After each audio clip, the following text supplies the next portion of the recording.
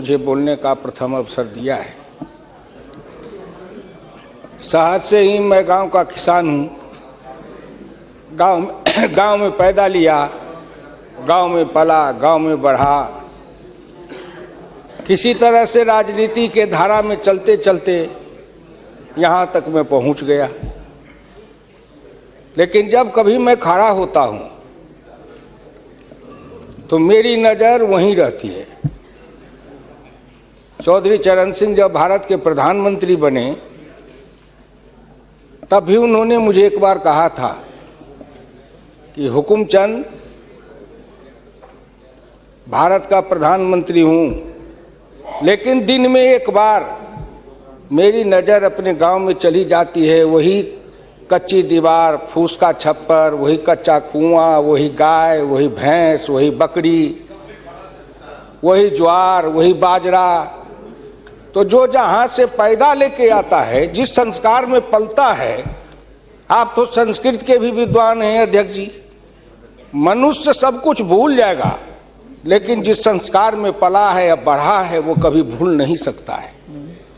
तो मैं तो उसी संस्कार में पला हूँ, बढ़ा हूँ। मैंने गोबर देखा, मैंने बकरी की गिनती की, मैंने भैंस की गिनती की। अब संजोग से लोकसभा में आया हूं तो वो आंकड़े की गिनती करनी पड़ती है। Fiscal deficit, revenue deficit. अब मेरे जैसा आदमी उसमें उलझ जाता है कि बकरी गिनूं कि भैंस गिनूं कि डिफिसिट गिनूं। यहाँ आके डेफिसिट गिनो, वहाँ बाद में गिनो। और हम तो केवल वही खोजते हैं। जैसे युद्ध के बाद, सीता माता के साथ युद्ध जीतने के बाद, लंका विजय के बाद, जब बानर भालू के बीच में मणि की माला वितरित की जा रही थी तो वो सब दाने को तोड़ तोड़ के बंदर देख रहे थे। सब हंस पड़े बड़े लोग कि आखिर बंदर बंदर तो है, ये माले क्यों तोड़ रहा है। पूछा कि तुम इस दाने को क्यों तोड़ रहे हो? तो कहा मैं इस हर दाने में सीताराम की मूर्ति देखना चाहता हूँ, और जिस दाने में सीताराम की मूर्ति नहीं हो मेरे लिए निरर्थक है। तो मैं तो बजट के हर पन्ना को पढ़ता हूँ तो देखता हूँ इसमें किसान कहाँ है, इसमें मजदूर कहाँ है, इसमें गांव कहाँ है, इसमें हमारे गाय भैंस के चारा दाना का कुछ है कि नहीं है, इसमें मेरे गांव की जो गरीब औरतें हैं जो खेत में काम करती हैं, पसीना बहाती हैं, मिट्टी पानी में सड़ती हैं, उनके शरीर से बदबू निकलता है। जीवन में कभी एक बार भी उनको लक्स और कौन रेक्सोना साबुन, कौन ये लिपस्टिक पाउडर, ये छूने का देखने का अवसर नहीं मिलता है। क्या उसकी दुनिया को इन्होंने देखा था? मैं उन्हीं से पूछना चाहता हूं। अब तो बड़ी बड़ी बात करते हो, आगे दिन पीछे गए, गुरु से किया न है तब पछतावा होत क्या, चिड़िया चुग गई खेत। जिस समय गांव को देखना था, किसान को देखना था, मजदूर को देखना था, गरीब को देखना था, पिछड़ा को देखना था, दलित को देखना था, गांव की सड़कों को देखना था, गलियों को देखना था, कुआं को देखना था, आपने देखा क्या? आप तो देखते रहे कहीं। ये दो हिंदुस्तान, एक हिंदुस्तान में दो हिंदुस्तान आपने बनाया। एक है भारत, एक है India, that is called Hindustan. आपने बनाया ना। मैं आज भी कहता हूं, अगर मेरे गांव के किसी को उठावे, आंख में पट्टी बांध दे, हिंदुस्तान के कहीं भी, उड़ीसा हो, बंगाल हो, कहीं हो, किसान को लावे, गांव में आंख पर पट्टी बांध दे और एक बार इंडिया गेट पर उसकी आंख को खोल दे, उसको लगेगा कि हम स्वर्ग में चले आए, कि बैकुंठ में चले आए, कि इंद्रपुरी चले आए। इतना का अंतर है। मैं 1977 में एमएलए बन के आया, इंडिया गेट के किनारे पैदल टहल रहा था, एक बड़ी गाड़ी में एक बड़ा कुत्ता जा रहा था, वो अपने मुंह को निकाल के जी लपलपाते जा रहा था। मैं गाँव का आदमी खड़ा होकर सोचने लगा, एक कुत्ता जरूर कुछ कह रहा है। मैं एमपी था, कभी दिल्ली देखा नहीं था। मेरे अंदर से आवाज आई कि कुत्ता कह रहा है, क्या तू गांव का किसान, गरीब, मजदूर, पिछड़ा, दलित, तू क्या जन्म लेके करने आया है? तुझसे मैं सौभाग्यशाली हूं। देख, मैं ठंड गर्म गाड़ी में बैठा हूं, केक खाता हूं, ऑमलेट कटलेट खाता हूं, गद्दे पर सोता हूं। तुमने देखा हिंदुस्तान, तुमसे अच्छा मैं हूं। उस दिन मुझे लगा कि इस हिंदुस्तान के बड़े लोगों के कुत्ते भी मुझसे अच्छी जिंदगी जी के रहे हैं और मुझे उस जिंदगी से भी बदतर जिंदगी जिलाने वाले कोई नहीं है, आप हैं। राज किया है आपने। मैं आंदोलन किया, जेल में गया, जेल में सराया। आज भी पूर्वा हवा चलती है तो आपके पुलिस की लाठी से जो हड्डी में चोट है वो कहीं ना कहीं दर्द करने लगता है। तब मुझे ऐसा एहसास होता है कि जिस राज में मुझे इतना कष्ट मिला था, अगर मेरा बस चले तो उस राज को सदा सर्वदा के लिए हिंदुस्तान से उखाड़ के गया जी में जाके पिंडदान कर दूं, जो फिर निकलने न पाए। क्या बात करते हैं साहब, आपसे मैं आखिर में नहीं जाऊंगा। आप योजना आयोग की बात कर रहे थे, मैं अपने गुरु डॉक्टर लोहिया की बात को आपके सामने मैं दिखाना चाहूंगा। मैं नहीं बोलता, मुझे तो उन्होंने दृष्टि दी थी। इसी लोकसभा में 6 सितंबर 1963 को एक बहस हुई थी, ख्याल रखिएगा, जिस बहस ने पंडित नेहरू को भी हिला दिया था। वो बहस थी 3 आना बनाम 15 आना का। लोहिया ने कहा था, मैंने 27 करोड़ हिंदुस्तान के लिए 3 आने रोज की आमदनी कही, प्रधानमंत्री ने 15 आने रोज की और योजना मंत्री ने 7.5 आने रोज की।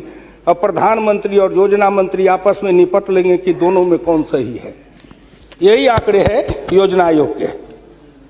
प्रधानमंत्री का 15 आना, योजना आयोग के मंत्री का है 7.5 आना।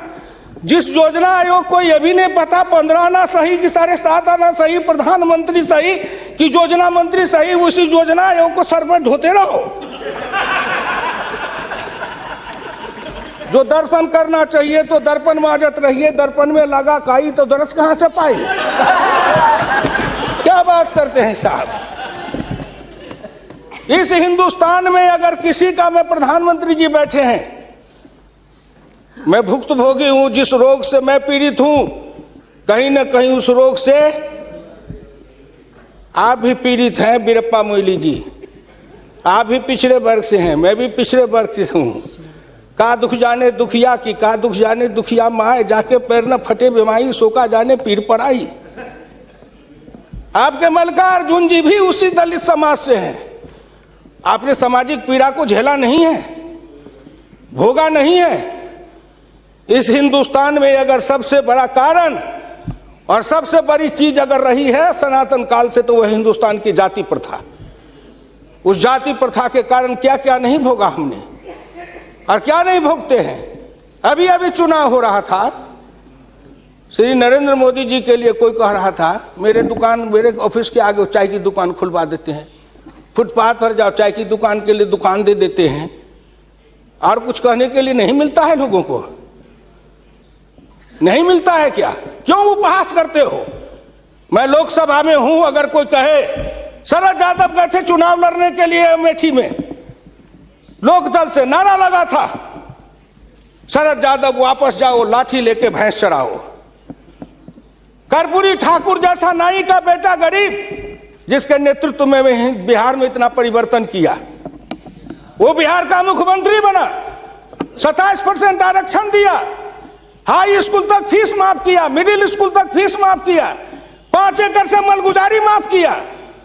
और कर्पूरी ठाकुर के लिए नारा लगा था, कर्पूरी ठाकुर दिल्ली जाओ, छुड़ा लेके सैलून खोलो। क्या क्या नहीं सहा हूं, क्या क्या नहीं देखा हूं, इसलिए दिल के अंदर वो दर्द और पीड़ा है।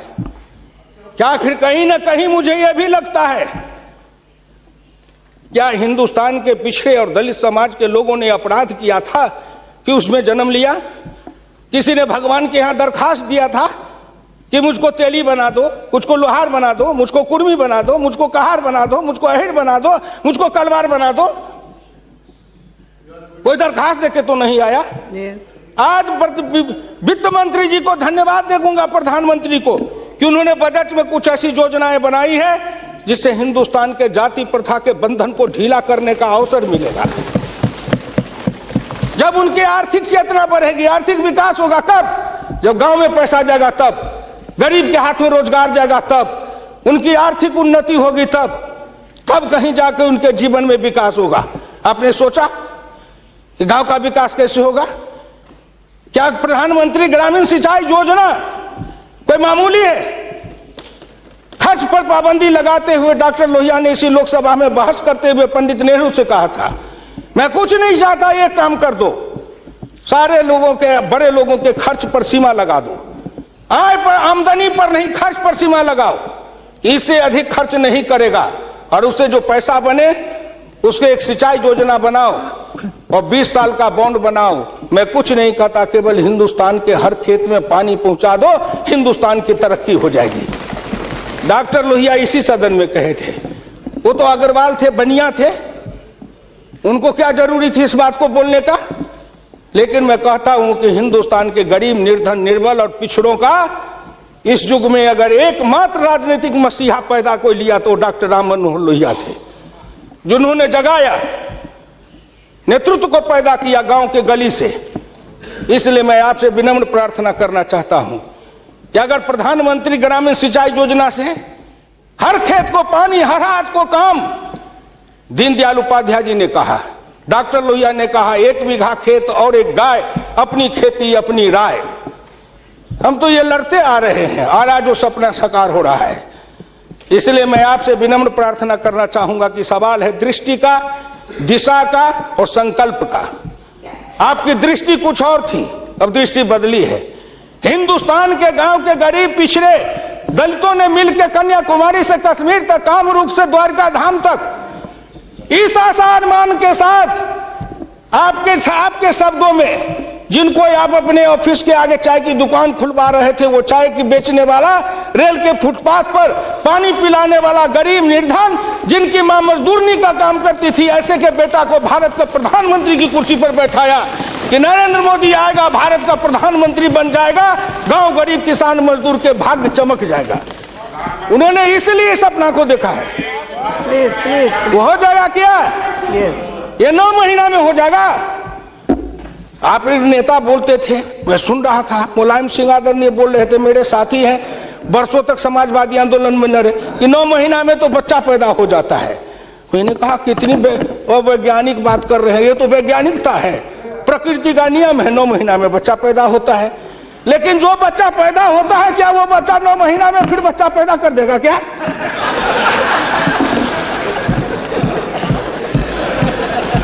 कितनी आप वैज्ञानिक बात बोल रहे हो? इस सरकार का 9 महीना हुआ, 10 महीना हुआ, सरकार पैदा हुई, अब क्या सोचते हो? आप क्या सोचते हो? इसलिए आपसे मेरी विनम्र प्रार्थना है कि संभलो, अभी भी आप संभलिए, प्लीज अभी आप संभालिए। आप बजट को क्या समझते हो? आप बसीर रहिए। मैं बीरप्पा मोइली साहब नहीं हूं। बीरप्पा मोइली साहब आंकड़े बता रहे थे, मैं उन आंकड़ों का जवाब दे रहा हूं कि आपने इतने दिन ये आंकड़े अब हमको पढ़ा रहे हैं। आपने क्या आंकड़े पढ़े थे? आपने आंकड़े पढ़े? 1951 में किसान थे 71.9%, 211 आपका राज, घट के हो गए 45.10 पॉइंट, 26.08 पॉइंट किसान गायब हो गए। कहाँ गायब हो गए? कहीं नहीं गायब हुए। खेतिहर मजदूर थे 28.1 पॉइंट, और वो घट करके हो गए 17.5, वो बढ़ गए 26.08। अध्यक्ष महोदय, जितना किसान गमा उतना खेतिहर मजदूर बनाया। ये आंकड़े नहीं है क्या? ये सच है कि नहीं? तो आप बजट बनाते रहो। बड़े बड़े अर्थशास्त्री आए, एक विद्वान आए अर्थशास्त्र के, कहां से? वो हार्वर्ड वाले। हमको कहा गए हार्वर्ड, हमने कहा इस देश को कर देगा हार्वर्ड, ये हार्वर्ड वाला हार्वर्ड करेगा। हिंदुस्तानी अर्थशास्त्री चाहिए, अरुण जेटली के जैसे। और ये कहां गए? बोलिए। अगर ये चौधरी चरण सिंह हिंदुस्तान के जितने कृषि ग्रामीण अर्थशास्त्री हुए, जेसी कुमारप्पा से लेकर चौधरी चरण सिंह तक सबने एक ही बात कहा, खेती पर से जो जो भार घटेगा त्यों तो गांव की उन्नति होगी, किसान खुशहाल होगा। खेती पर से भार को कम करो। आपने कम किया, लेकिन हमको बनाया क्या? ऑफिसर बनाते, नौकरी देते, उद्योग लगाते, हाथ में काम देते, साइकिल देते, मोटरसाइकिल पर चढ़वाते, तब न समझते। हम किसान थे, हमको मजदूर बना दिया, झुग्गी झोपड़ी में डाल दिया, गंदी जिंदगी, कीड़ा की जिंदगी जीने के लिए हमको रख दिया।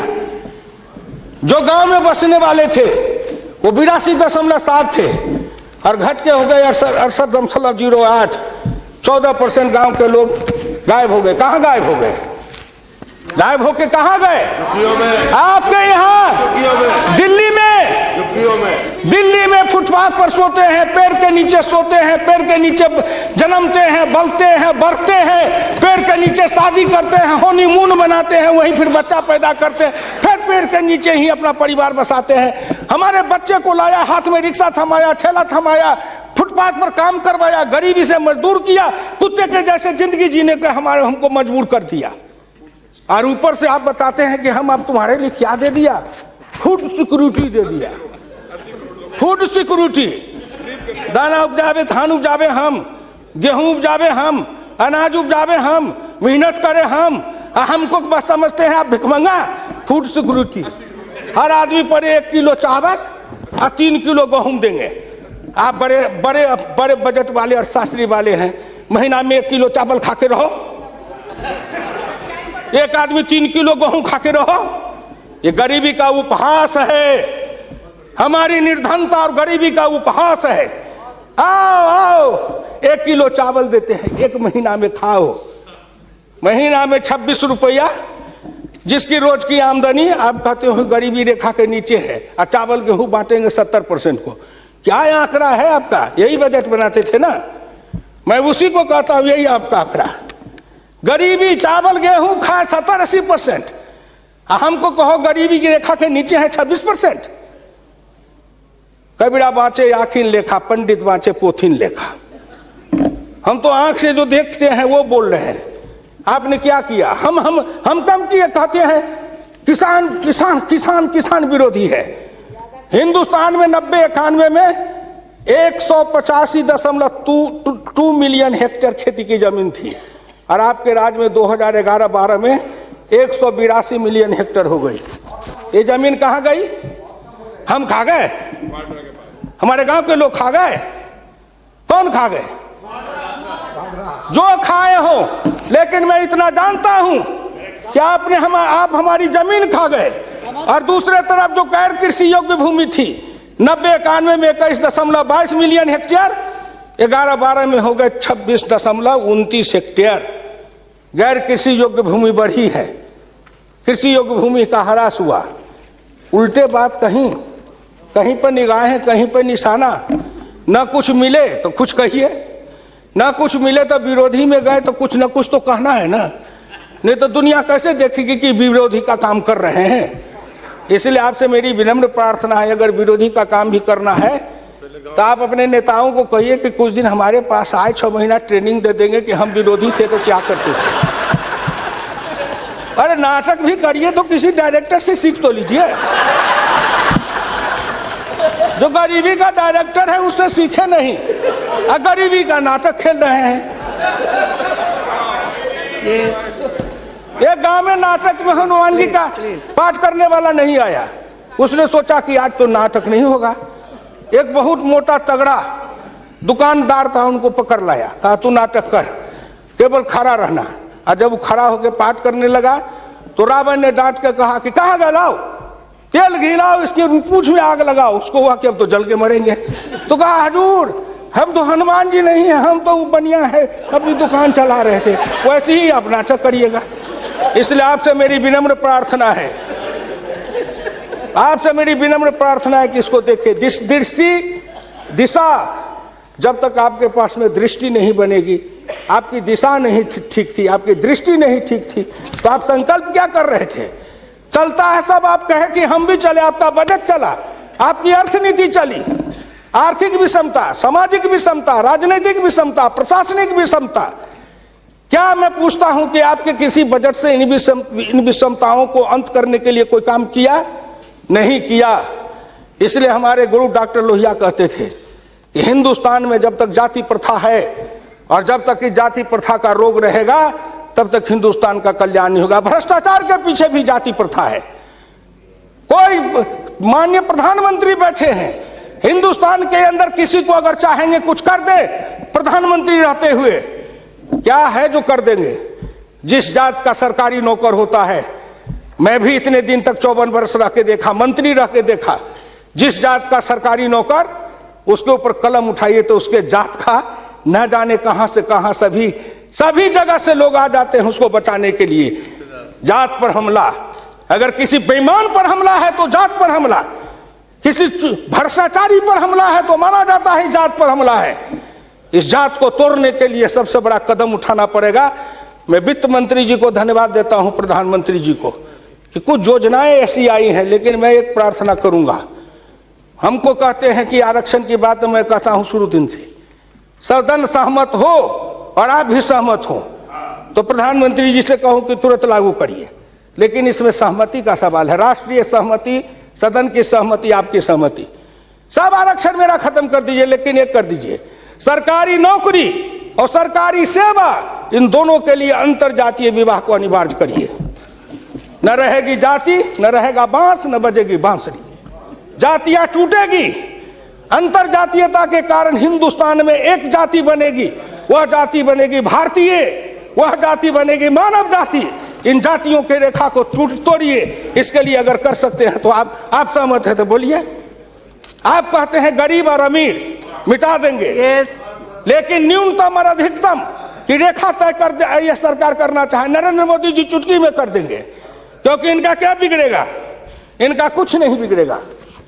नरेंद्र मोदी जी अगर न्यूनतम और अधिकतम की रेखा तय करेंगे तो इनका कुछ जाएगा, न परिवार का जाएगा, न बाल बच्चे का जाएगा, किसी का कुछ नहीं बिगड़ने वाला है। लेकिन चिल्लाने लगेंगे तो हम 100 से कम न 1000 से ज्यादा, समाजवाद का यही तकाजा। बड़े समाजवाद की बात करते हैं। मैं ज्यादा समय नहीं लूंगा, मैं इनको समाजवाद की बात अपने गुरु डॉक्टर लोहिया की पढ़ के सुना दूंगा। और हमारे कुछ समाजवादी हैं, अब वो तथाकथित समाजवादी हो गए हैं। समाजवादी तो रहे नहीं, लेकिन तथाकथित हैं। आप मुझको कह देंगे कि आप भाजपा में चले गए, मैं भाजपा में क्यों आऊं? आपके ऐसे दल बने, इस दल के टुकड़े 1000 हुए, कोई यहाँ गिरे, कोई वहां गिरे। मैं कहाँ दौड़ा फिरता, मैं चला आया भाजपा में। मैं भारतीय जनता पार्टी के नेताओं को धन्यवाद देना चाहता हूं कि हुकुमदेव नारायण 3 बरस से ज्यादा किसी पार्टी को दुरुस्त नहीं रहने देता था। आज 20 बरस से भारतीय जनता पार्टी में अटल अटल खड़ा हूं। इस पार्टी में जब तक कोई ताकत नहीं है, अडवाणी जी में, अटल जी में, नरेंद्र मोदी जी में, इन सब लोगों में जब कोई गुण नहीं है, तो मेरे जैसे उदंड आदमी को 20 वर्ष तक अपने पिंजरे में रख लिया, कोई साधारण योग्यता है? इस बात को समझो। मैं आखिरी में कहूंगा अध्यक्ष महोदय, समाजवाद हर किसी से सिद्धांत की तरह एक होता है थोक, एक होता है फुटकर, एक होता है सगुन, एक होता है निर्गुण, एक होता है सिद्धांत, एक होता है कार्यक्रम। समाजवाद से एक सीढ़ी नीचे उतरो, उस सीढ़ी का नाम है बराबरी। उस बराबरी से एक सीढ़ी नीचे उतरो। गौर करिएगा कौन कौन बराबरी? आर्थिक बराबरी, सामाजिक बराबरी, राजकीय बराबरी, धार्मिक बराबरी। उससे एक सीढ़ी और नीचे उतरो, तब उसके बाद आएगी समता, संपूर्ण समता, संभव समता। तब एक सीढ़ी और नीचे उतरो, तब अधिकतम और न्यूनतम की सीमा लगाओ। यह धार्मिक बराबरी की भी बातें भी की गई है। अगर हम धार्मिक बराबरी पर जी समाप्त करेंगे, अगर धार्मिक बराबरी पर मुझे कहा जाए तो मैं कहने लगूं तो कितनी अपनी पीड़ा सुना दूंगा कि धार्मिक बराबरी इस देश में कैसी है। उसके संबंध में मैं ज्यादा समय नहीं लेकर के केवल आपके सामने मैं सुना देना चाहूंगा। समन्वय 2 तरह का होता है, एक दास का समन्वय, एक स्वामी का समन्वय। मैं नहीं कहता, महान समाजवादी अर्थशास्त्री डॉक्टर लोहिया ने इसी सदन में 26 मार्च 66 को कहा था। गौर से शब्दों को सुनिए। समन्वय 2 तरह का होता है, एक दास का समन्वय, एक स्वामी का समन्वय। पिछले 1000 बरस के इतिहास से हिंदुस्तान ने स्वामी का समन्वय नहीं सीखा, वह एक दास का समन्वय रहा है। मैं तो श्री नरेंद्र मोदी जी सरकार से कहूंगा कि 1000 साल से भारत दास भाव से सांस्कृतिक समन्वय में रहा है। अगर वो स्वामी भाव का समन्वय में भारत आना चाहता है तो क्या अपराध है। इसलिए उन्होंने कहा इस संबंध में मैं खाली परदेशियों को ही दोष नहीं देता, उनके सबब से जितने भी इतिहासकार हैं वे सभी जहर में बिल्कुल घुल जाते हैं। आज भारत के 2 इतिहास के स्कूल हैं, एक डॉक्टर ताराचंद, एक डॉक्टर मजुमदार, एक और है जो दोनों के दोनों ही इसी समन्वय धारा के हैं, विविधता धारा के हैं। भारत क्या है उसको भूलकर भारत के जो विभिन्न अंग है उनकी तरफ निगाह चली जाती है। क्या बात करते हैं साहब। तो इससे मेरी विनम्र प्रार्थना है सदन से, अध्यक्ष महोदय मैं हाथ जोड़ के प्रार्थना करता हूं सदन से भी, और इस लोकसभा के चैनल को हिंदुस्तान के करोड़ों लोग देख रहे हैं। मैं उन गांव के गरीबों, किसानों, मजदूरों से कहता हूं, गांव गरीब, मजदूर, किसान, पिछड़ा, दलित और नौजवान, मिलके देश बनाओ, आओ देश बनाएंगे। और नरेंद्र मोदी के प्रधान रहते हुए एक बार नहीं, अगर हिंदुस्तान में आपने जितने दिन रहा, एक बार में तो थोड़ी सी रेखाएं बनाई जाएगी, दूसरे बार में मिट्टी डालेंगे, तीसरे बार में तब न पिचिंग करेंगे। तो हमको भी आपको इतना समय दिया, तो मैं गांव गरीब, किसान, मजदूर, पिछड़े, दलित, इन सब से हाथ जोड़ के प्रार्थना नौजवानों से करना चाहता हूं, आओ कदम में कदम मिलाओ, मिलके हिंदुस्तान को बनाओ, सफर समता लाएंगे, आर्थिक समता, सामाजिक समता, राजनीतिक समता। अगर इन्होंने मुझको 12 रुपया महीना पर जीवन बीमा कर दिया तो बड़े लोगों का कलेजा फटने लगा कि 12 रुपया में सबको जीवन बीमा कर रहे हैं। खेत में काम करेंगे, बीमार पड़ेंगे, मरेंगे, तो हम जिम 1 रुपया, हाँ 12 रुपया साल, 12 रुपया साल, 1 रुपया महीना। तंबाकू का गुटखा भी खाते हैं तो 3 रुपया में मिलता है, उससे भी सस्ता जीवन बीमा इस सरकार ने दे दिया गरीबों को। करेजा तो इसलिए फट रहा है, करेजा में दर्द इसलिए है, इन्होंने जो और योजनाएं चलाई, गाय के पशुपालन के लिए, गाय के उत्थान के लिए योजना, इत्यादि इत्यादि कई योजना है, क्या गिनाऊं। हरि अनंत हरि कथन अनंत। मुद्रा बैंक बनाए, उसमें छोटे इकाई वाले को कर्जा देंगे, छोटी इकाई, वो छोटी इकाई का जो गांव वाला कर्जा खाएगा उसको किसको देंगे ये। इसलिए आपसे मेरी विनम्र प्रार्थना है कि 1 सेकंड में, 1 मिनट में इस बात को कह के खत्म करूंगा। राष्ट्रीय नमूना सर्वे के मुताबिक देश में 5.70 करोड़ उद्यमी हैं, इनमें 11 लाख करोड़ रुपए की पूंजी लगी हुई है, इनसे 12 करोड़ लोगों को रोजगार मिल रहा है। लेकिन इस क्षेत्र के उद्यमियों को पूंजी में कर्ज का हिस्सा केवल 4% है, जबकि अनुमान के अनुसार बीते 22 वर्षों में बड़े उद्योग में 50 से 60 लाख करोड़ रुपए की पूंजी लगी हुई है, इनसे मात्र 22 लाख लोगों को रोजगार उपलब्ध है। ये छोटे उद्योग, फरहई को, लोहार को, कुम्हार को, हजाम को, ये जो छोटे छोटे, ये जाति छूटेगी इससे। जाति आधारित हिंदुस्तान में पेशा है और पेशा के आधार पर जाति बनाया गया। अब इन रोजगार के जरिए उनके हाथ को काम देंगे, उन छोटे उद्यमियों को रोजगार देंगे। इनके कलेजा में दर्द हो रहा है कि नरेंद्र मोदी आया है, मुद्रा बैंक बनाएगा, गांव के गरीबों के हाथ में रोजगार जाएगा। ये गरीब बनेंगे पहलवान, गरीब बनेंगे विद्वान, गरीब बनेंगे बुद्धिमान, गरीब के हाथ में दम ताकत आएगी तो आपके आगे शर्म गच्छामी नहीं होंगे, न फूड सिक्योरिटी खाएंगे, न मनरेगा खाएंगे। हम अपने पसीना और पुरुषार्थ से, अपनी कमाई से इस देश को बनाएंगे। हम आपके भिखमंगा बन के जिए हैं, अब हम स्वाभिमान के साथ जिंदा रहना चाहते हैं। इसलिए मैं भारत के प्रधानमंत्री और वित्त मंत्री को धन्यवाद देता हूं। बहुत